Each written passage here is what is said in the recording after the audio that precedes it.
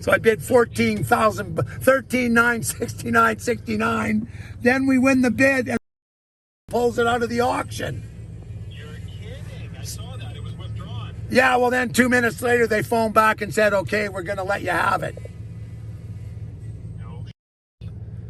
So anyway, so we're going to pick it up this afternoon.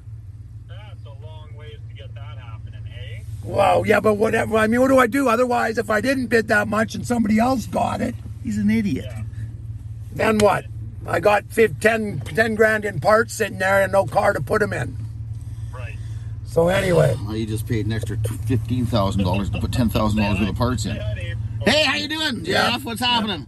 How's your French? Ferme Laporte.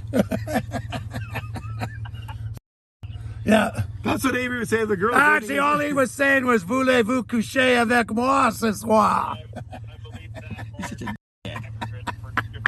I tell you what, it's a full-time job dodging potholes in Montreal. Right. It was fun there, though. We had a good time. Take care of themselves there, hey? What's that? The women take pretty good care of themselves there. It's quite wonderful, actually. Yes. You got JF. You're on YouTube right now. Okay, yeah, let's all shut up before we incriminate ourselves. Again. Okay, well, I miss you guys. Okay, talk to you soon, JF. Ciao, bud. Let's do something soon. Yep. Bye. Give me my money. What money? $100 to go do the thing.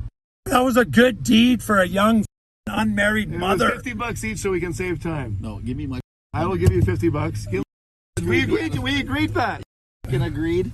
I was right in the middle of doing some other What did we get? Like, what did we get Avery to do? could've- I want Avery to stop at a young mother with 2 young children who was very concerned that her sump pump was going to burn the house down. So Avery, the master plumber, as well as master anyway, was going by, so he stopped in, fixed the problem, and he's still going to charge us $100 for doing a good deed because he was never a Boy Scout. There you go. Michael Maurice Hull begged, borrowed, and bribed me for $100 to change my route where I was going. You were driving right by. Change my route, what I was doing, to go take and fix his pump because he was too lazy to do it himself. And now he's trying to What foul do I out know of it. about sump pumps?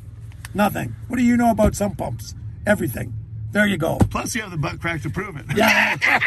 So don't try making me out as the bad guy. You're the bad guy. You're passing the buck, and I picked up your slack because you were too lazy to do it. I would have Mike- done it for nothing. Michael, I paid for your breakfast. Yes. And you sat there eating your jam and toast. Oh, it was delicious. And how much was that worth it to not have to go all the way there, spend 2 hours? It was worth the $50 because you're paying half.